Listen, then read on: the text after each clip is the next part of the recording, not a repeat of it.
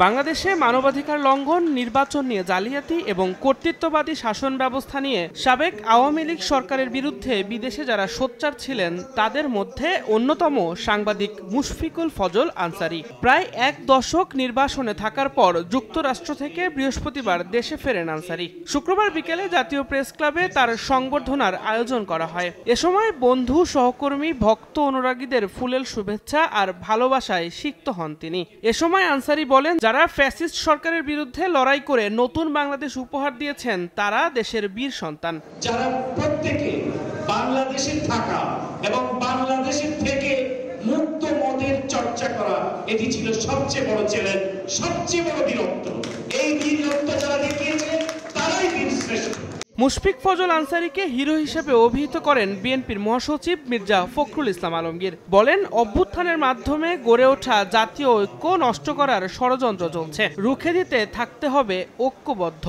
এলো ভিশন মুশকিল আসান অফার। যে কোনো ব্র্যান্ডের পুরনো ফ্রিজ নিয়ে চলে আসুন ভিশন শোরুমে আর নিয়ে যান নতুন ভিশন ফ্রিজ। মুশফিক এবং মুশফিরের সঙ্গে আরো অনেকে এই দেশে থাকতে পারেনি এই ফ্যাসিবাদী হাসিনার অত্যাচারের নির্যাতনের কারণে।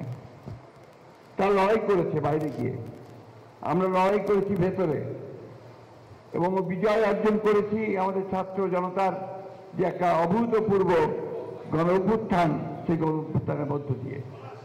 কিন্তু এই বিজয় তখনই আপনার সুসংগত হবে যদি আমরা এটাকে ধরে রাখতে পারি। আমাদের যে ঐক্য সৃষ্টি হয়েছিল সেই ঐক্যকে যে আমরা অটুট রাখতে পারি। আজকে খুব সুপরিকল্পিতভাবে এই ঐক্যকে বিনষ্ট করবার একটা চক্রান্ত চলছে, সেটাকে আমাদেরকে আবার রুখে দিতে হবে।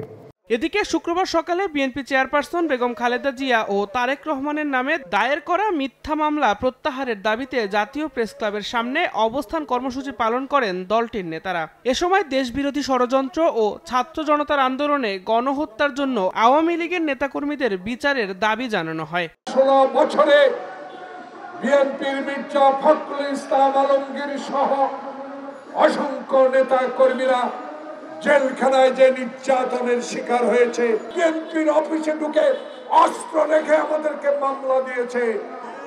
জনাব স্বরাষ্ট্র উপদেষ্টা, বিনয়ের সহিত অনুরোধ করি তাদেরকে আইনের আওতায় আনায় মানুষকে একটু দেখান যে এরাই অত্যাচারী, এরাই ক্ষমতা লিপ্সু, এরাই শেখ হাসিনার ডাইন হাত।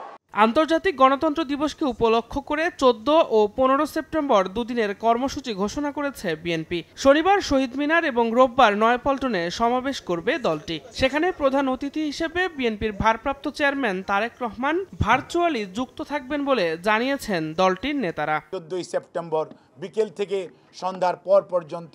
দিন মোহাম্মদ সাব্বির, সময় সংবাদ, ঢাকা।